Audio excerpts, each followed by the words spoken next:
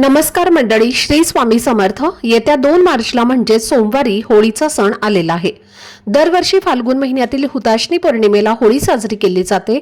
हा दिवस खूप विशेष मानला जातो.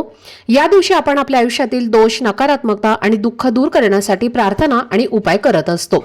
होळी हा वाईटावर चांगल्याचा विजयाचा सण आहे आणि या दिवशी अनेक जण श्रद्धेने काही उपाय करत असतात. होळीच्या दिवसाला खूप महत्त्व आहे आणि म्हणूनच या दिवशी आंब्याच्या पानांचा एक सोपा पण प्रभावी उपाय आपल्याला करायचा आहे. हा उपाय श्रद्धेने केला तर आयुष्यामध्ये सकारात्मक बदल होतात, मनातील कठीण इच्छा पूर्ण होतात आणि घरातील अडचणी कमी होतात.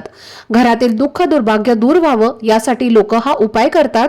घरात सुख, शांती आणि समाधान नांदावं अशी प्रत्येकाची इच्छा असते आणि यासाठी हा दिवस शुभ मानला जातो. तर हा आंब्याच्या पानांचा उपाय नेमका कसा करायचा, कोणत्या वेळेत करायचा आणि काय काळजी घ्यायची याबद्दलची संपूर्ण माहिती मी एका व्हिडिओमध्ये दिलेली आहे.